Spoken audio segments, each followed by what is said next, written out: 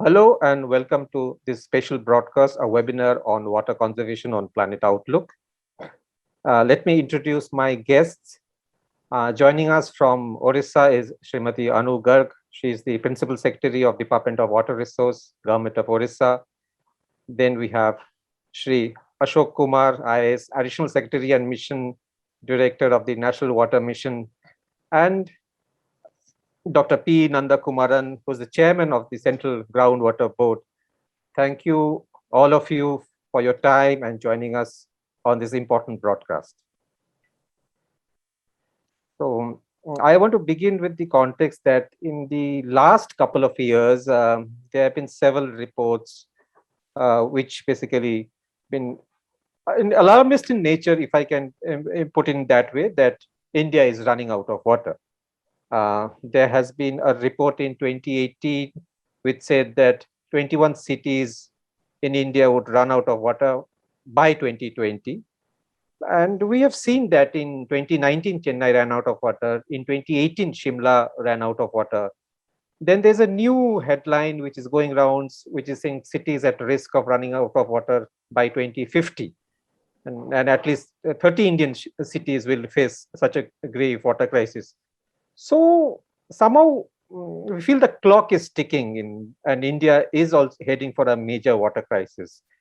And so I want you first your views on this. How alarmist is the situation, or is it alarmist, or are we are making it too alarmist? There is a crisis we all know of water shortages in our cities.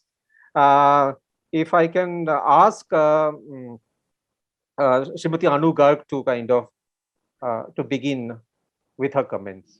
Yeah. So I'll take the ladies first initiative. Sure. So, Anand, I personally feel that it is not alarmist. We are actually going through a crisis, and nobody can deny the fact that there is a problem at hand, and perhaps people are now beginning to take steps. So, to that extent, we are being able to kind of delay the disaster or avert the disaster.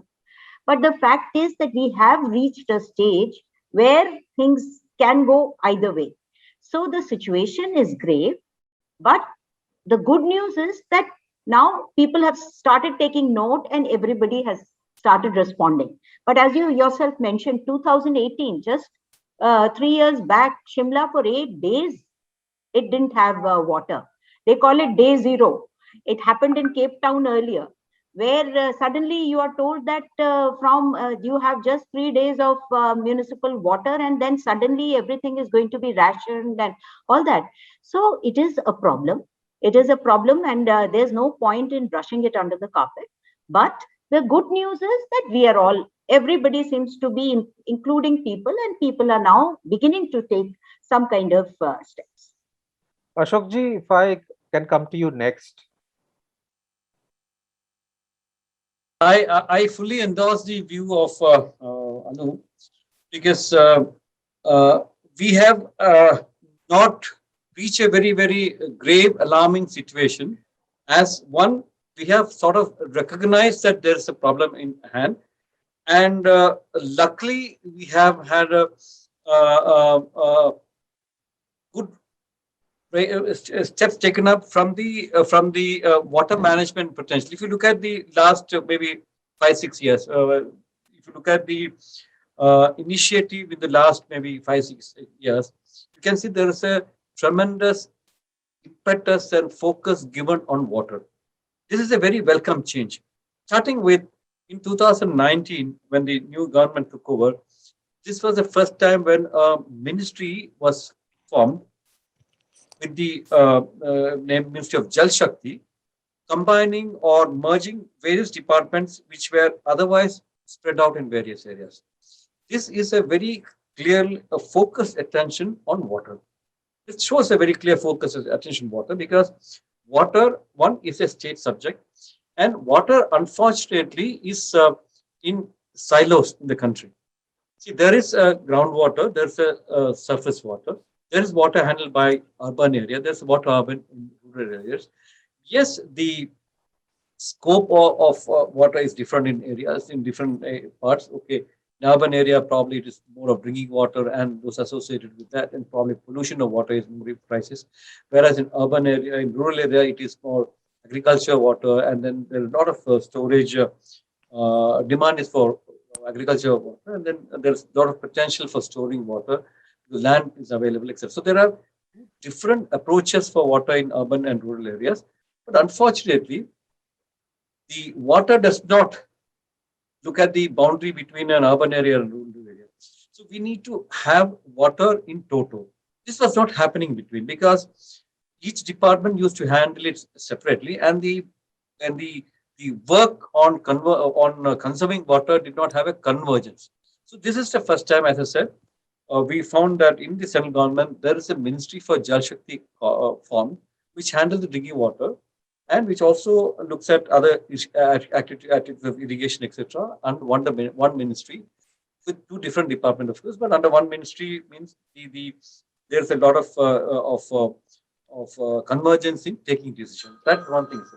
Second, if you notice the type of initiatives taken in the last couple of years by by the government also, acknowledging that water is one of the most important resources for economic development. Whether it is the Jal Jeevan Mission, which has been launched by the Honorable Prime Minister for the water connection at home, and whether it's the Jal Shakti Abhiyan Cash Syrian campaign, which we have started. And associated is with the Swachh Bharat mission, where you have sanitation also. So there is a very focused attention on water coming. This is actually, as I said, is an increased attention to water sector, and that is precisely why I joined with Anu in acknowledging or saying the fact that the type of a very bleak picture painted is not happening, because he says, I mean, the report said that 2020, 21 cities will run out of water. Luckily, no city ran out of water. So that's one. And second important point is due to climate change, there's a lot of water rainfalls also increased. If you notice, this year we have sufficient extra rain in the month of October also.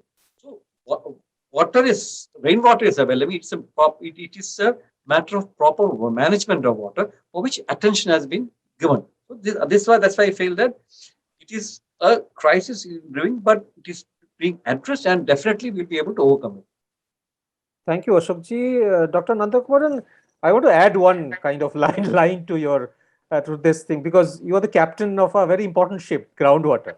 Now, for years, also lots of reports and news stories focused on the depletion of groundwater vis-a-vis the recharge is not happening. So, if you can give us the current situation, because there are lots of graphics being produced, lots of talk about the depletion of groundwater across the country. Sure, Anand. Before going to the topic of water shortage, I would like to emphasize that the water as it is a finite resource. Whatever water was there in the earth at the time of its formation, that has remained more or less constant. So the population is increasing, our demands are increasing. So the water available for each person, so to say, the per capita availability, we talk about it a lot. And many presentations say that we had around 5,000 cubic meters of water per person in the 1950s. Now we have got hardly 1,500 plus cubic meters per person. And by 2050, each one of us will have almost less than 1,000 cubic meters of water. That is, we talk about the Falkenmark index, water stressed, water starved, and all sorts of things. This is a natural thing, because when a fixed resource is being used by more and more people, definitely the per capita availability will become less. So unless there is a stabilization in population or there is a negative growth in population, there is likely to be a water shortage, which is going to be faced by every country in the world. The only thing is the time will vary, because the resources are not evenly distributed either spatially or temporally. For example, in India, we have got almost 18% of the population, and we have got only 4% of the water resources. So this is a sort of, it is not a equitable sort of distribution. So we feel it more in the case of countries like India, which have got large populations. And coming to urban areas specifically, urban areas, normally there are two things happening in urban areas. the water utilization is much more when we compare to the rural areas, number one. Number two, the possibilities of recharge are drastically reduced in the urban agglomerations because you have got lots of paved areas, all the traditional water bodies which were existing 50 years or 100 years back have been destroyed. And all the roads are paved, constructions made, all the water we find, we always try to take out water from our house. That leads to floodings and all those things in the urban. So we don't give the chance for water to percolate into the ground. So, and over and above that, urban problems always get highlighted in the media whenever, because they have got more media coverage compared to the rural areas. So what I mean to say is that I fully agree with what Ms. Anugag or Ashok Kumar ji told, that there is no reason to be alarmist. This is going to happen because we conduct lots of studies on the groundwater situation in the country in consultation with the states. And the recent one we have done in the year 2020, but of course that is confined to only groundwater. And we see that there is definitely, because of various initiatives taken by the governments, central government, state governments, and the NGOs, and the understanding that has come into the people of the impending crisis or shortage, definitely there is an improvement in the recharge when compared to the previous assessments. So almost there is, we have noticed a decrease in almost 1.5% decrease in the extraction of groundwater over the last 3 years. And there is a corresponding increase in the recharge, the water available for extraction for us. So this is happening actually, and that's a combined effort of good monsoons, plus the efforts of the government, the awareness creation that is happening, and the so-called behavioral change, which is required for having a permanent solution to this problem. That is, we understand the value of water and we treat it respectfully. That is, we don't treat water like we treat petrol. Yes, so I want to come into this wonderful point that you mentioned. So although this doomsday news is not helping us, of course, but we may agree that there is a disconnect between water, society, and the economy.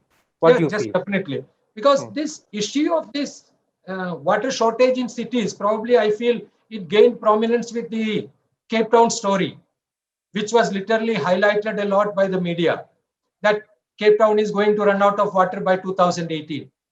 So there was a water shortage, and severe water shortage, like ma'am was mentioning what happened in Shimla, or what is happening in Chennai, or what is happening in parts of Delhi. Everywhere there is a shortage. But it was not that the cities are running out of water. That never happens actually.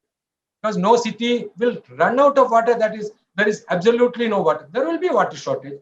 And then in 2018, again, Niti Aayog came out with their report on Composite Water Management Index.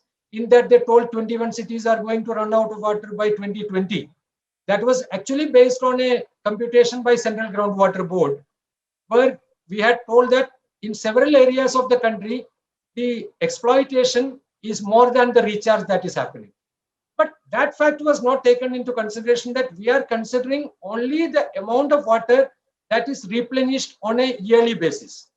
That is, it simply meant that every year you are taking more water than that is going in. So naturally, the long-term consequences will be declining water levels, reduction in the storages, and ultimately water shortage. But as Ashok Kumar ji rightly pointed out, this has helped in one way, that is, it has created an awareness among the people that we have to be careful and we have to treat water with the respect it deserves. And now Jal Shakti Abhiyan is going on. There is very good support. Catch the Rain campaign is going on. So I hope in the years to come, we will find, see, there are two ways of solving this issue of water shortage.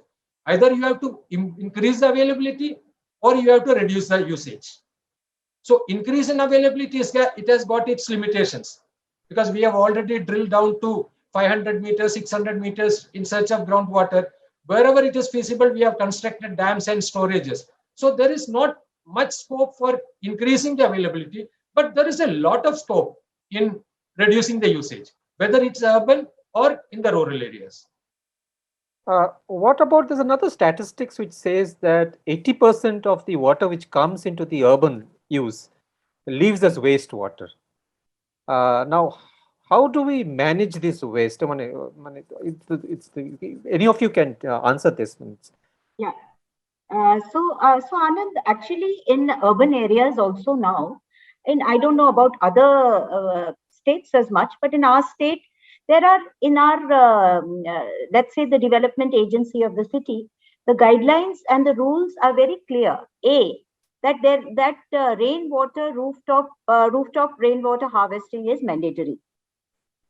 Number one. Number two, that wherever possible, the waste water has to be recycled and is to be utilized in a manner which is allowed as per the rules.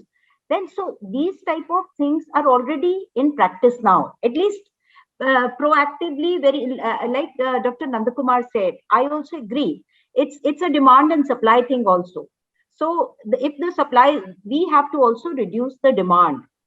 People have to realize that these things have a larger water footprint and have to accordingly start reducing that kind of, for example, there are some activities or some crops require so much more water.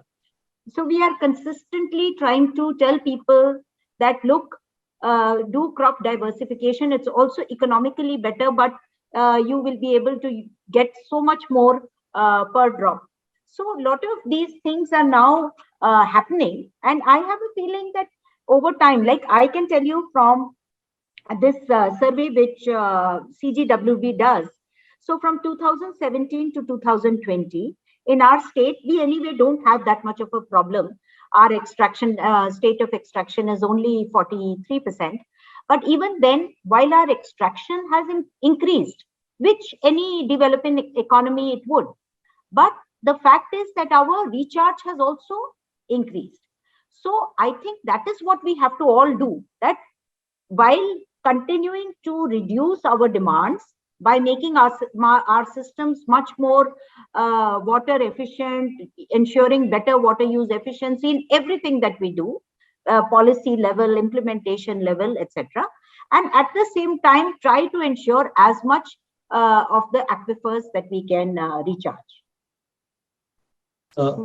Yeah, so I will add to that. This is exactly what the National Water Mission has been doing. So there are two aspects which they said. One is the supply side management and the demand side management. The demand side management, National Water Mission had been doing the Sahi Fasal campaign, which is basically trying to nudge the farmers to grow for appropriate crops which are less water intensive and use water more efficiently. Statistically speaking, 85% of the water is used in agriculture, and we draw more groundwater, or 25% of the groundwater of the world, and more than the next two countries. The second and third portion is of America and China. They put together whatever water they draw. More than that, we India draw. So there's a lot of extraction of water which is happening in the agriculture sector. So we had been pushing this campaign for catching for reducing the crops which are highly water intensive, and also promoting this concepts of better technology for using less water by using. One is crop diversification, important thing, because we can go for crops which do not require so much of water. Second, we also would like to go for technology interventions like sprinklers and micro irrigation, etc., which can be used water more efficiently. So since the water footprint in India is very high, a farmer requires 3,000 liters of water in India, whereas it takes 700 liters only in America, or a farmer in America does it. So there is a tremendous scope for increasing the efficiency, water use efficiency in India. That can actually increase the availability of water supply. That's in the rural area. Second very important aspect which I was talking about was the supply side. Supply side management only. I would say that the campaign which we have started in the last 1 year going on and picked up by the Prime Minister himself and launched it as Jal Shakti Abhiyan Catch the Rain. with the tagline "Catch the rain where it falls when it falls" is one of the most economical way of storing water, because so much of rainwater is coming to our country and we are only storing 8 to 10% of the water. So if we can store this water and replenish the groundwater, and not only groundwater, surface water. But that's what I'm telling. In this campaign, we are trying to break the silo of surface water, groundwater, rural water, urban water, agricultural water. We consider as India as one water. So the water which is available can be increased. The availability of water can be increased if you store more and more water and let the water sink down. So that is the role of the Catch the Rain campaign, which is actually done so well in the last 5 6 months. And Anu, she is leading the campaign in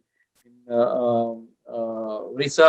All other secretaries are doing it up, and this has become a total Jan Andolan. And I'm very proud to say that in the last 5 6 months, even after losing 1 month for COVID second wave and 1 month for the vaccination intensive drive, we have done more than 38 lakh structures in the country, and we have spent more than 55,000 crores just on natural resource management, water management. So far, it has never been done in the country. So much of money spent on rainwater harvesting structures in the country. If you look at our portal, we have got more than 6 lakh photographs of the various structures done all over the country. So this is one of the very big successful campaign which we have been taking it up with the with the cooperation of people, and people have responded well. And another point is that about the awareness. See, the awareness level has also gone up. A lot of activities have been done up. There's a fear about water running out, that is there. But apart from that, the younger generation and others are all getting connected with us. For example, I can tell you, National Water Mission does water talk every third week, every third Friday. And also we do every water tech talk every second Friday, and also we do a lot of webinars. Some of our webinars we get live views about 2.5 lakhs, or even one of the water tech talk we got 2.5 million views, which means that there are a lot of people who are actually watching the programs on water and what are the regular awareness generation model. We had tied up with Nehru River Kendra, and they were doing for 2.5 crore people have been associated with the campaign for awareness generation. So these things have really made a lot of difference in the managing the water. But very important aspect is the getting back the respect of water. That is what we have been trying to do it, because as Nandakumar was telling, that water valuation or value of water is not being understood by people. हम generally क्या बोलते हैं, पानी पैसे की तरह बहा देते हैं. Which means that by vocabulary itself we say that it of no value. But then So should you think there would be more stringent tax, especially in urban areas? Because see, first of all, we have to go step by step. First of all, we have to meter the water. I mean, unless we know how much water is done, so metering has to be made 100%. That's the first step we should say. At least let us know the amount of water which is being used. So there's in India, in urban areas, we have almost 40% of non-revenue water, which means it is a totally unaccountable water. So we have to probably increase the metering and see that the NRM, the non-revenue water is reduced to 5% or something, and then the pricing comes later. But let us at least account for the water which is happening. And the third point in urban area is that we have a lot of multi-use of water, which is non-potable water, which is used for non-potable purposes, for washing car, for lawns, etc. So those things, etc., we have to probably take a step to ensure that the use of potable water for non-potable purpose have to be totally curtailed. And the last point is the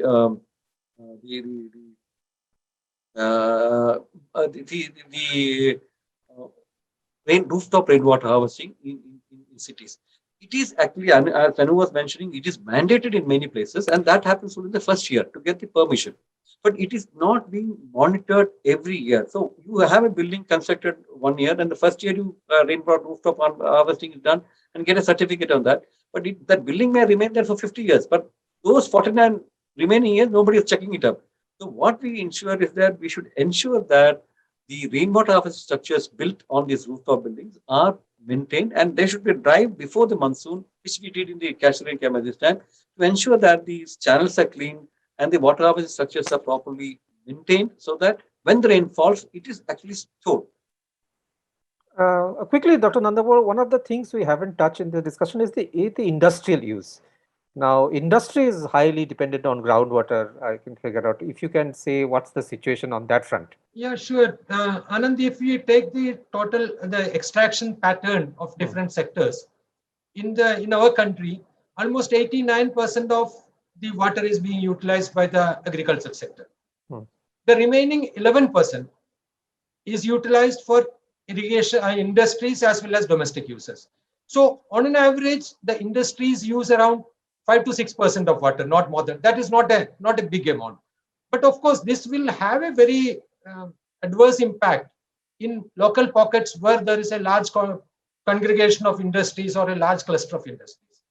So the major thing that we have done for regulating the groundwater extraction by industries is through the Central Groundwater Authority, which was constituted in 1996 on the basis of a Supreme Court order. So now any industry or infrastructure project which wants to extract groundwater needs to have a permit. And this permit, if they have to get this permit, they have to obey certain rules. They have to have the water meter compulsorily. They have to have a water quality certificate. They have to have a water audit. These guidelines now, which was in existence for a long time, this has been thoroughly modified in the year 2020. So now even we have started pricing those the water which is being used by industry. We are charging groundwater extraction charges in all blocks which are not overexploited, and groundwater restoration charges in areas which are overexploited. So this fund which is collected, that will be used for recharging or any other water management practices which will improve the sustainability of groundwater. Now it's a welcome step that many of the states have come up with their own authorities. Like recently UP has come out with its authority, Punjab has come, Jammu Kashmir has come, and Haryana have come, and many other state authorities are there in the pipeline. Because ultimately, as Ashok Kumar ji told, water is a state subject. So the states have the responsibility to manage their water. So where this monitoring, because Central Groundwater Board or Central Groundwater Authority, with its limited manpower, will not be able to do this entire monitoring for a whole country. So we will be a sort of umbrella organization which gives the general guidelines and regulate the industrial water use in states which do not have state authorities. And this, of course, these guidelines will have pan-India applicability, and states are bound to go by that unless they have stricter regulations. So that is how things are looking much better now. States are, more and more industries are coming into the ambit of this regulation now. Thank you. So I want to end this webinar with a message from all three of you to the audience who are kind of listening to us, and this recording is going to be up on the website as well. So a message to the audience on water, and what do you have to say? Anuji, you can begin then. Anand, I don't think we are anyone to actually give a message to anybody. but since you are asking, the biggest thing I feel is that we have a lot of advantages these days. We already have the data. So we know that, look, this is a semi-critical block, this is a critical block, this is an overexploited block. So the moment you get into the semi-critical, the bells should start ringing, and people should either start reducing their demand or actually increase the water being recharged. So once, I mean, I am doing that right now. What I'm doing is, whenever my lift irrigation or the deep bore wells, which we call, I'm asking them that the lift irrigation corporation and the groundwater department both have to just talk to each other. Only then will they allow. So in the semi-critical blocks, we actually are very careful before we are allowing them to do. So even from now only, I don't have, by God's grace, I don't have any overexploited, I don't have any critical. But I have only 6 blocks of mine which are in the semi-critical. But even those semi-critical, I am extremely careful that they should not slip into critical. So rather, I should try to take them to a stage where I can take them out of the semi-critical also. So this is a very big advantage that everybody has. The second big advantage is so many technologies are now available for recharge. So we have all the guidelines. You want to do rooftop rainwater harvesting, so there is a model. You want to do any kind of water harvesting structure, that is available. You want any kind of guidelines, that is available. Then the enabling environment is there. So apart from Jal Shakti Abhiyan, all states have these rules. Like for example, in our state, we don't allow any industry to take groundwater for industrial purpose. They take groundwater for the domestic part of their industry, which is very, very minimal. But we don't allow them to take water other than surface water. So my message to everybody is that we have these advantages now. Let us utilize it and let us be alert, because the situation is grim. It is for us now to ensure that it doesn't become grimmer. Anuji, is there a portal where people can go and see, and if somebody wants to start rainwater harvesting today, where does he or she go in Odisha, in your state? So we have it on our website, Okay. but in case anybody wants, then we can very happily provide them the details. Okay. Yeah. Dr. Nandakumar. Yeah, of course. Anand, I don't think I am anybody to give a message. But you when can have told specifically that this program is aimed at the urban audience. So I would like to make a request to all the people who are staying in the urban areas, because we have got much more facilities than the people who are staying in the rural areas, and we use much more water than they use. So it becomes our responsibility to conserve whatever water is possible and whatever reduction in the usage that we can make. We should not sit idle thinking that it's the responsibility of the government to supply my water and I can use it as I wish. So there are several ways in which we can save the water or conserve the water or reduce our demand in the urban context. That is, you have so many water efficient devices which are coming in the market now. You can have that. You can reduce your domestic uses. You can start, at least for a simple example, you can use the reject from your RO plant for cleaning the toilets or cleaning the floor. And one more thing that you were talking about, the recycling of wastewater.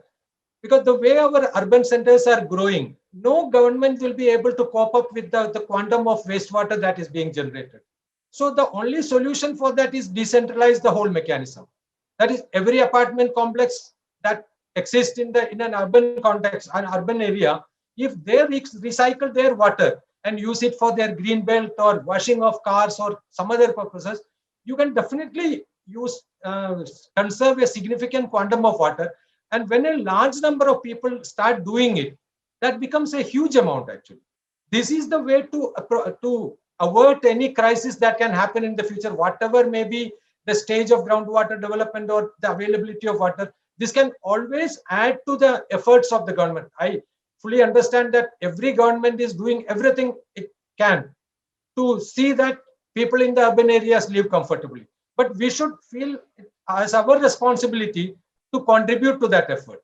So this is whatever way you can, save every drop of water and reduce your consumption as much as you can. This is what I have to request to all of them. Thank you. Thank you. Ashokji already bringing in change through the programs, as you mentioned earlier. Every Friday, you're doing the webinars and all. So there is behavioral change happening, as you have mentioned. But what's more to be needed? See, the first and foremost thing is getting, I would say, the respect for water. That's the basic fundamental. I think we should not think water is an unlimited resource and that can be, it will all keep on coming. So that is where we start respecting water. Probably we may waste it less, and there are. See, for that only we are now coming out with the concept of a Jal Shakti Kendra in every district. You were asking about how you make a rainwater harvesting structures. This is very area specific and climate specific. What is suitable in Odisha may not be suitable in Rajasthan. What is suitable in Rajasthan may not be suitable in Ladakh. So we are now trying to break the silo, as I said before, of rural, urban, surface, groundwater, and take water as one, and want which is the present scenario now. So we would like to have a Jal Shakti Kendra or a water resource center, a knowledge center on water in every district, which will give the information, as Anu was saying, the data on water. So as of now, it is very difficult to get information about how many critical blocks are in a district or how much is rainfall there. It's all in scattered areas. So you would like to get one water knowledge center, resource center, which will give information, and that will help in people understand the value of water. And second very important aspect of the Jal Shakti Kendra would be guide people to make the appropriate rainwater harvesting structures. What is suitable in Jimrita layer, the local person will know. He will be able to tell this is the type of structure you should make, and this is the estimate, and this is they can connect with the person who can help you in making the rainwater harvesting structure. That's one of the major initiatives which we are going to do it. And also, along with the campaign Catch the Rain, we are also enumerating the water bodies. So, database of all water bodies. In urban areas, my request would be that we should make multiple use of water, because as was telling the RO water, 50% of the water which is actually wasted as a reject, that can be put to maybe wash the vegetables, then use it for mopping the floor, and then use for watering the plant. The 3-time water can be used. That much of limited extraction has come. And the second good advantage in urban area is, as you also mentioned, 80% of the water comes back as sewage. So if we can, again, there are two aspects. One is the grey water and the black water, and the toilet water. Okay, very, very limited part of it can be treated at, you may require higher treatment, but the grey water doesn't require much very costly treatment. So if we can use grey water separately and then use with limited treatment, use it for the non-potable purposes, a lot of extraction of good water can be avoided. So this is one thing, multiple use of water and recycle of water, particularly in urban areas, and banning or the total use of potable water for non-potable purpose can make a very, very significant change in the urban area. And to do the catch the rain where it falls, when it falls, develop your water bodies and rooftop water harvesting properly, you may have a tanker Mukta Bharat. Thank you, Ashok ji. Thank you, Anuji. Thank you, Dr. Nandakumaran. It's been wonderful talking to all three of you. So respect for water. The big message is respect for water. Exactly. and wise use. So I hope this gets wider reach through our audience and the society. Thank you so much for your time and joining us today. Thank you. Thank you so much. Thank you.